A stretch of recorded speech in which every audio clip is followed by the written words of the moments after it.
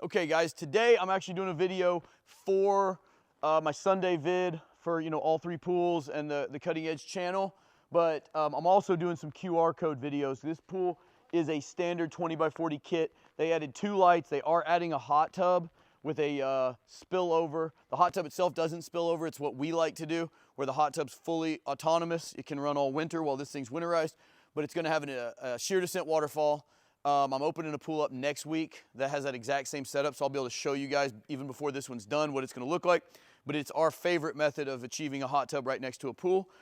But just kind of give you the underground parts, the plumbing, if you will. I'll show you back here. We try to kind of run everything really nice. So we compact the gravel up to the point of the bottom of the skimmers. The returns, we like to end them without, we have an auto cover back here. It's all compacted. We still have to pour the well, but we just have, for winterizing, we stop the returns at the end of the pool farthest from the equipment. So when we are blowing everything out in the wintertime, we used to run them in a loop that would equalize the pressure, but then you end up chasing the water back and forth. It's much easier if it just tees off and runs down each side of the pool. And so you can kind of force the water down by plugging it in order.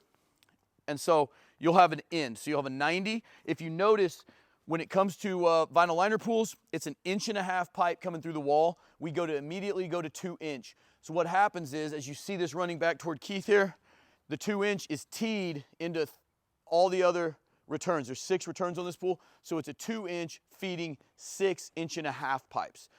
Sometimes Eric, we almost always do 2.5 inch on the equipment pad, depending on what kind of deck jets, other things you might be having. Eric may call out bigger diameter stuff. The pumps we use are more than capable of handling the needs. However, that's the general pool kit, is all 2 inch pipe. We provide it, so it's always solid core. We know it's the right stuff. But the returns are a simple T where you can split off from the equipment pad and come down both sides of the pool with your returns. Your skimmer has an 1.5 inch line and a 2 inch line. We always go to the 2 inch line under here. We come out with a 45. The template we have is set up to make that cut fit for that. You come out with a 45 and then you turn a 90 down the ditch. Depending on how it looks, this is our standard configuration. That keeps it running just under the lights, which we'll get into in just a second. And the thing I like about this is a lot of people will put a 90 on this, then as they're backfilling the rest of the way up, if this isn't compacted good, which this is, but we try to belt and suspenders everything. This is the easiest point to get a shear break in the entire pool. You've got plenty of PVC coming through here on the returns that if under pressure, you see there's flexibility there. You have some grace built into this system that if your rock pulls down, you got some flex. But if that hard 90 is right there and it tries to flex, it'll break. This 45, you get a little flex here and a little flex here. You probably have a 1/2 inch of deflection before you have a problem. Now, if you do everything right, that's not a problem, but again, building in some grace, some belt and suspenders, that 45 there actually gives you a lot of physics on your side about deflection. So that's how we do it. So let's move on down the ditch here. Also, this light here, we always put the lights, we put the return 16 inches down, which is on the first seam from the top of the wall. Then there's a line on the Fox block showing you 8 inches down in the middle of the block. We take the lights down 8 more inches. It illuminates the water better to put them a little deeper. You don't have to winterize them. So when you're hanging over the side, you can get to the returns. You get pretty wet to get to the lights. They're a little further down the wall, but you don't need to do anything to the lights. That's why we put them a little deeper. Is all they do. They look the same. We send them out glued up. They look the same as the return, except they have a fitting and a reducing bushing on there. And then from that point, you will put a 1 inch PVC sweep running back to the equipment pad, or depending on if you have a very long run, the lights come in 50, 100, and 150 foot lengths on the cords. So if you are a really long run and you don't want to buy all that conduit, you can bring them all up to a yard box, like a sprinkler box, above the water line, because even though they have a dry seal, we're going to assume that water can get into the conduit. And you're going to make sure they come up above the ground, above the water line, and all those wires can come up in that box, and you can send one conduit back to the equipment pad, run more like a 14 gauge wire or something like that, to the transformer, and it'll operate perfectly fine that way. Or these conduits, like in this case, will run almost all the way back to the equipment pad. We've got them out of the ditch right now, the rest of the way around, so that I can show you guys the pipe clearer, because as soon as I start throwing all the conduits, it's going to get a little busy. All right, so on this side of the pool, I've kept it fairly simple. There is one more return that I'm going to bring around. It does not need to be down as low, so I'm going to actually bring some of the gravel backfill up, and all it is for this shear descent waterfall here, and I'm going to have to get it into the ICF wall to allow the hot tub to flush up against the side. So we'll get into a video on that very specifically later, but just know there's one more pipe that I have to install here in a little bit for the waterfall. Otherwise, I'm getting ready to take these conduits and bend them around. The one thing great about 1-inch conduit is that you can bend it pretty good. The less actual sweeps and 90s you put in. So basically we're gonna bend those two around. They're gonna catch these two here. There's gonna be one light in this area. You see the stairs we're working on right now has another light going through it. I'm gonna backfill that shortly, and all those conduits, and then there's 2 more lights on the other side that match the ones on this side. All 6 of those conduits are gonna run down here toward our equipment pad. They're gonna come up in a yard box just off the equipment pad, and then 1 wire will go back to the transformer, so it's not got a bunch of conduits running up the wall. Anyway, so you can kind of see where we start to get a little more busy on this side. We've got the main drains, which is an extra pipe coming on this side. So we've got the rest of our returns, which tee off right here to go. It comes from the pump over here, and it goes to the side of the pool we were just at, plus these 3 returns, tees right here. Coming over that is all of our suction side. We've got our skimmer from the far side of the pool. Then we have our main drain in the middle. And this is my own anal way of doing it. I'll take you over there and show you in a second. And then the skimmer right here. If you think about scanning across these, they're in the same order here as they are in the pool. Skimmer, main, skimmer, skimmer, main, skimmer. That'll actually continue through this ditch. This is the return line. We've already air tested that. We're in the process of air testing a skimmer. And so I know from being over here, I'll know 5 years from now if I come service this pool, this is the skimmer on that side of the pool.